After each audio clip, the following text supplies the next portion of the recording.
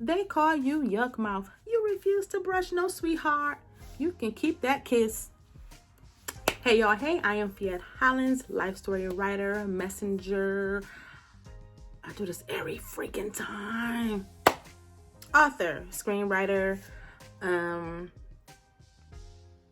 avid movie lover, film buff, that's what I want to say.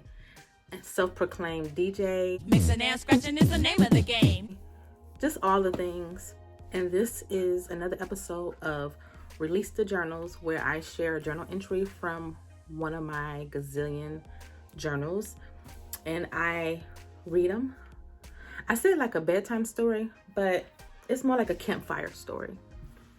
And I, kind of like reflect on it. That's the word. I will reflect on them, see what the lesson was, talk about how it impacted my life, see if I've healed from it, and if I have, how, and if I have not, why not. So thank you and welcome. Please don't forget to like, share, comment, and subscribe. And share with those who you think that could benefit. Share with those who, you know what I'm saying, are going through something, and let them know, hey, it's not the end of the world, honey. We're in this together. Okay? Okay. Dear Diary. So this is Tuesday, January 11th, 2005. Picture this. I did not notate what the weather was for that day. For inspirations, prayers, scriptures, and quotes, I put beautiful/gorgeous contribution to womanship. This guy I met today named Jerry said this to me. Brown caramel sweet chocolate sugar. Yum.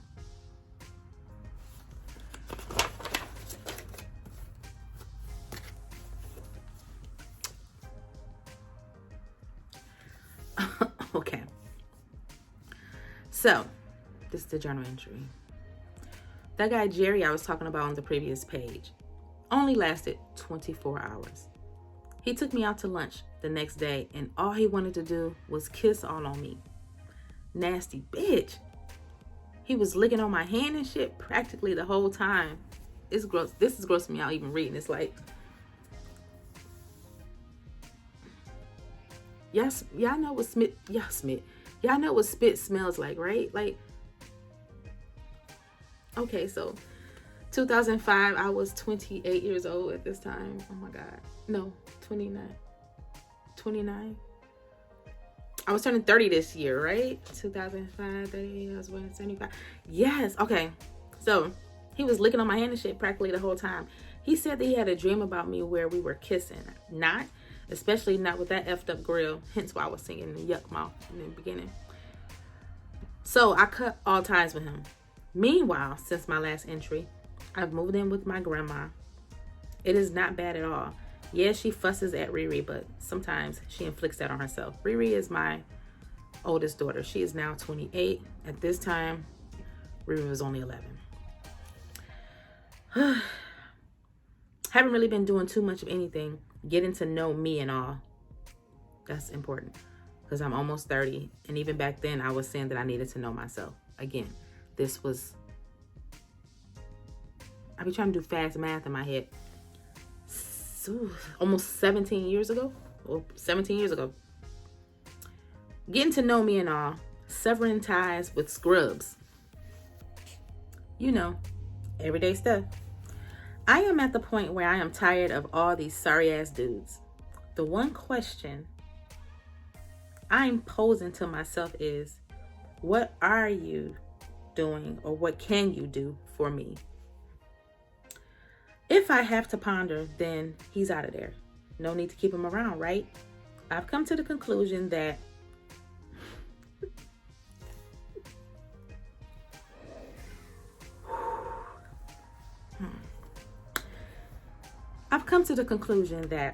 T and I are going to just remain friends. This is another. So this is, we know the guy in the beginning is Jerry. Context, I'm single. I've come to the conclusion that T and I are going to just remain friends. He's not who/what I want either. Even though we get along extremely well, although he's mature for his age, he's just not mature enough for me. A fraction of my decision does have to do with the fact that he's not showing enough interest in me. You think? Although he stated that he was in fact still digging me. The actions and words not aligning bullshit. I don't know. I'm kind of, I said vulnerable in a way. I just get lonely sometimes. That's all. I will meet that special, quote unquote, someone. All right. So, context. Fuck.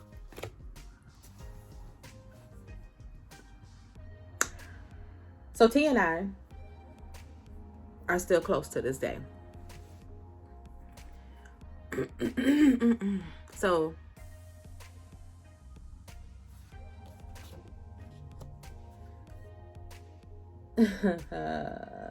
this is me filtering through my head and picking and choosing what to say, if you're wondering what's going on.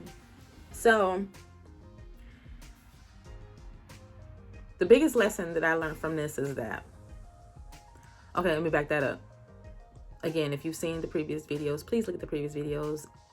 Look at all the videos that's on my channel, because for the most part, I share stories to help us like connect and heal with each other, get unstuck, remove the layers. And so this is as vulnerable as you can get fucking reading journal entries, you know what I'm saying? So this is intentional and purposeful. Of course, I'm not going to be reading everything in my journal because there are boundaries and some things are legit sacred, like sex. I will not be detailing like sex and like positions and all of that good stuff. I will say maybe here and there, like, oh, if it was good or bad or something, but I will not be going in depth with that. How to the ever, I do think that we share similar experiences. So what the lesson from this is that T in this instance is a guy that I met we met through a mutual friend. And we all just became really, really, really, really, really cool. Hang out, all that. He's fucking funny. Hilarious, okay? So when I met him, we clicked. So back then, why this is important now is that not everybody that you meet and that y'all click and get along with is somebody that's supposed to be like a potential suitor. Because I was coming from an unhealed place back then, and because I was still more so like I would say an attention whore, because of the fact that because of my core wounding. I mentioned that in another video. If y'all will go back and watch, I think that was the first episode. I had a lot of core wounding around feeling seen and feeling heard and not feeling important. So because of that, whenever somebody showed me any type of attention, I kind of latched onto them. It was just like, oh my God, this has to be the person. Some people just be in your life just to be friends and shit. Like for real, just to be a legit friend. So T is legit my friend at this point. But back then I was looking at him as like a potential mate because again, I'm like, oh my God, he smiled at me. So, oh my God, he has to like me. Like, why else would he smile at me? I'm trying to figure out what happened with this chair. I was positioned much differently. I just feel like I'm just up on the camera. But, so, we tried to, I don't even know if it was legit like a try. Like, we went out a few times. We went out of town one time. Because, again, we got along really well. And so, his behavior, this is hindsight, because that's the beautiful thing about hindsight. I like going back and reading and stuff, because when you're in it, you're just like, what the fuck is going on? But then years later, you can look back and say, this is what was going on. So, he had just gotten out of a relationship with this woman, right? And it didn't work, blah, blah, blah, bam, bam, boop. So you just thinking like, okay, we cool, we gonna do this, so it's gonna be better if we get together.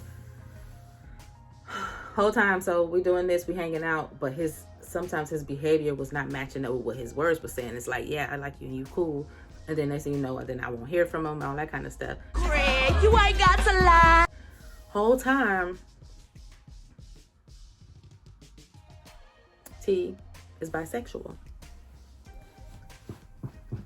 So while I'm internalizing it, making it about me, which in some instances it may, it can very well be about you, but not internalizing it to make it seem like, oh my God, I'm not good enough, and you know what I'm saying, what's wrong with me?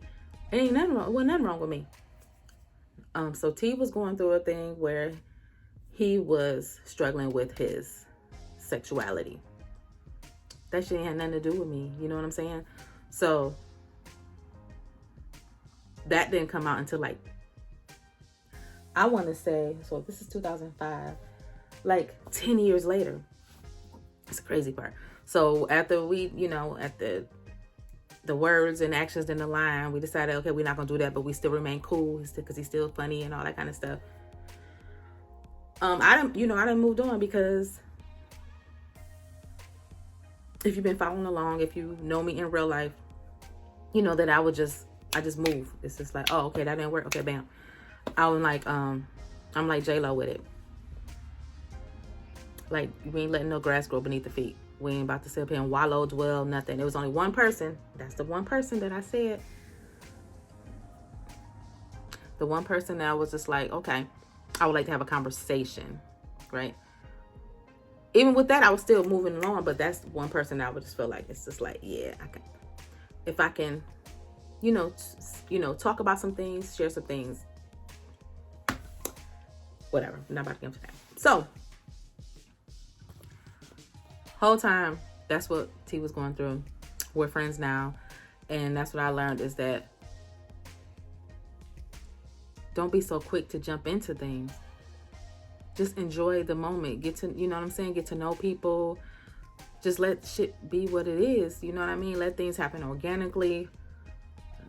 You know how Betty Wright was like, you can't show your teeth to every guy you meet type of thing. It's like, you know what I mean? It's okay to just be cool. Like, just enjoy. You don't just automatically think like, okay, this is gonna be that. Just be chill. And I think, again, a lot of that comes from because I lacked certain things in my life. I was just grabbing for and reaching for whatever. Oh my God, this guy is paying attention to me. Oh my God, he's handsome. Oh my God, we get along. This could possibly be the one. So, am I healed from that? Yes. T and I are very close. That was eye-opening. Even though I didn't find out right away about him, it still was just no bad blood, no nothing with that. It was just like, yeah, we were cool. We just didn't work. Now I see why. Okay, that's context. That's that. What y'all think? What do y'all think? That's a whole nother conversation. A whole nother conversation with bisexual men, bisexual black men. What I've been told and what has been shared with me is hard because in our culture, men are not, for real, not allowed to be bisexual. You either like women or you're gay. So it's hard for men to find women who's okay with them also liking men. You know what I mean? What do y'all think? What y'all got to say? That's the story. This is this story. Thank you for watching. Please comment, like, share, and subscribe. And remember, the greatest relationship we can build is the one with ourselves. I got something on my lip. Some hair stuck to my lip gloss. Oh my God, I can't wear lip gloss. I ain't editing none of that out. Heal that shit, y'all. Bye.